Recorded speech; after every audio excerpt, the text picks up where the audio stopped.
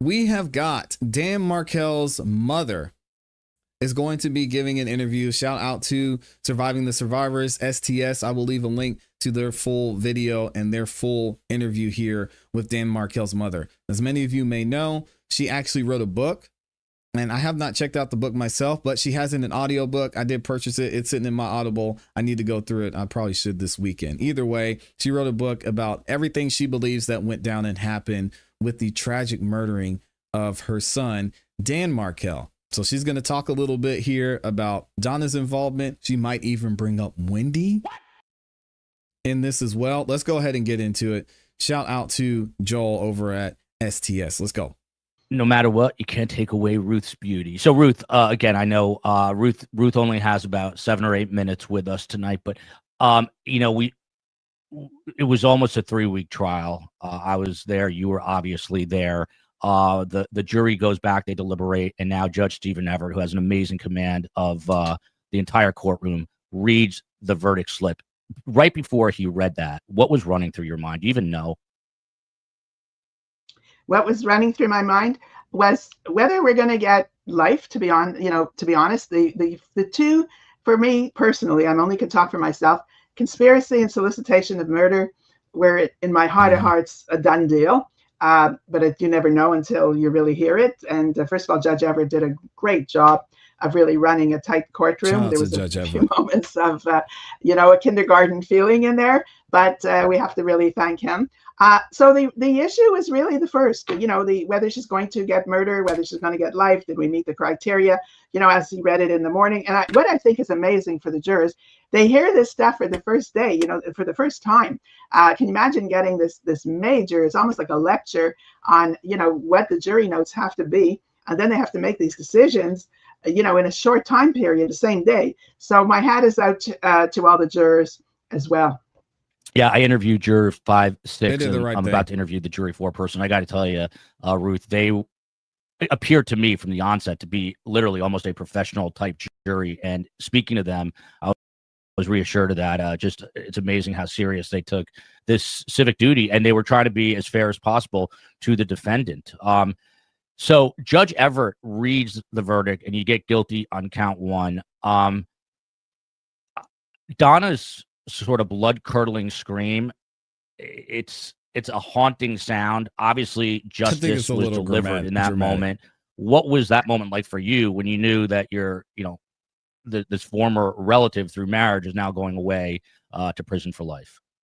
I think that this particular part of the long 11 years, and thank you for being there in the last few years, is an important outcome. I think, along the way, you're building sort of not only the case, but the journey. But then from my point of view, not anyone else's, this outcome is extremely positive because I see her as the architect, the orchestrator, the coordinator. She was known in one of her TV shows, and really the implementer. Wow. So this would not happen if there was not Donna Adelson in the program. When I mean the program, meaning the theater aspect of the program. But it's definitely an accomplishment in the journey towards justice for Danny. Yep. And I think we all were able to see that during the trial. Donna did a good job of somewhat covering her tracks. She didn't want to speak about certain things, but I think the more Charlie and her were having conversations on the phone, the more she revealed how much she actually knew about what was going on. Now, because we didn't hear certain in-person conversations, I still am not sure at what point Donna knew and was involved with what was going on.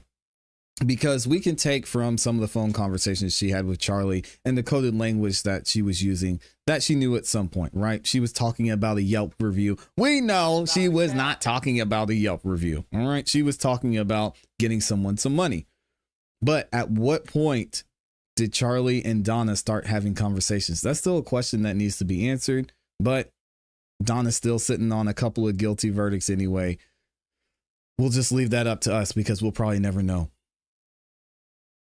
And, one, you kind of refer to some toddler moments. So one quote unquote toddler moment that stuck out to me was when Donna had to decide about testifying. And I keep saying it was like a 5-year-old trying to choose between a grape or cherry lollipop. Like, she just didn't know what to do, how to do it, what decision to make, until Judge Everett essentially said, look, I'm going to hold you all in contempt of court unless I get an answer. And then Donna said, I'm not going to testify. And then we got word that night and confirmed by Georgia that Donna had a change of heart. And Georgia said she had like a 110-page binder with tabs. And we know those tabs are not something you want to be asked about. All ready to go for Donna. Were you surprised that she did not testify, or disappointed? Your reaction to that?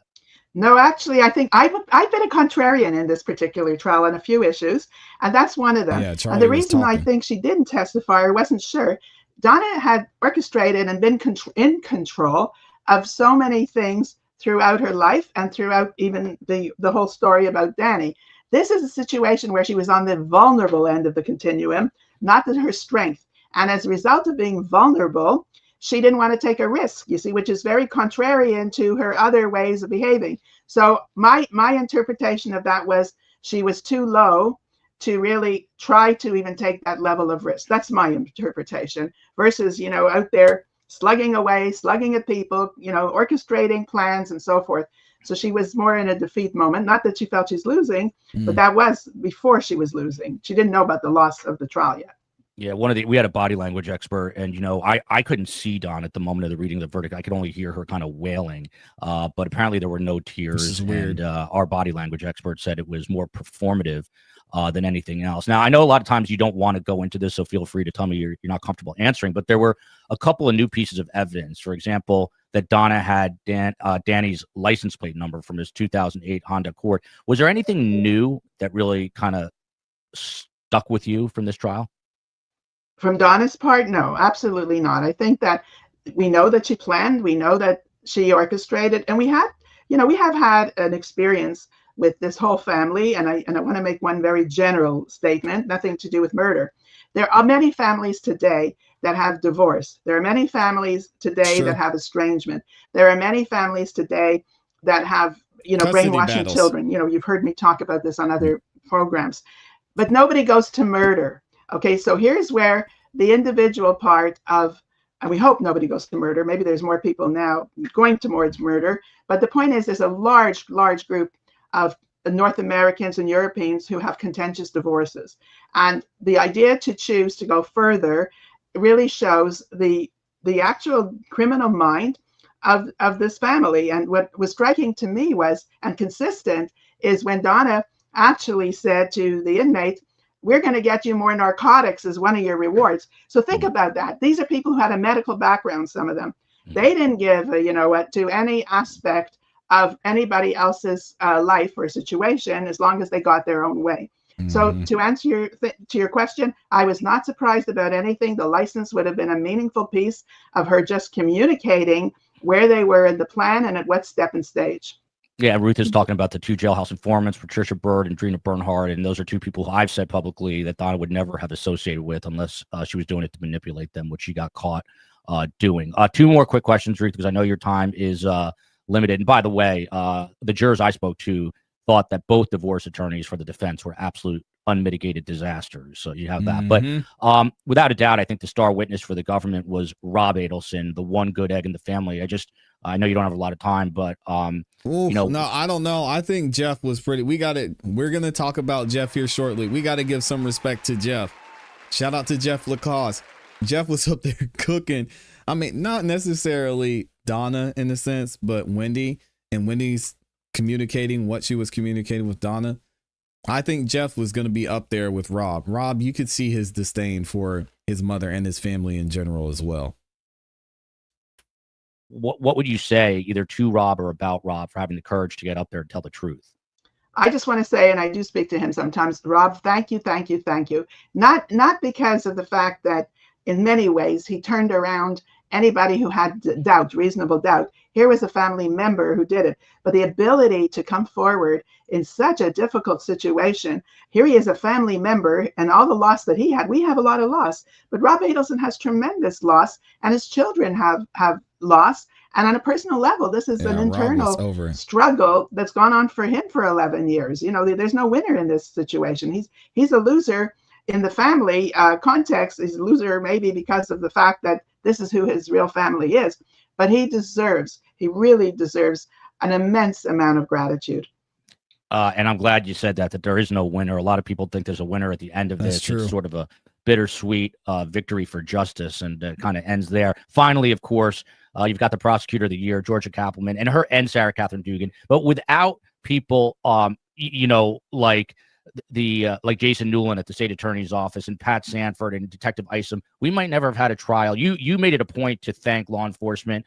Are they the unsung heroes of this? And your final thoughts, Ruth? 100%, all of them. I mean, the unsung heroes really start, from the beginning. The real unsung hero we should acknowledge is James Geiger, because I think if there was not a James Geiger, what neighbor, when you live in a large city like I do, Toronto, New York, or wherever, if you hear a gunshot, you're running away and covering your doors and whatever else, your windows. This guy goes outside, and we owe him the biggest debt. So he's a real unsung.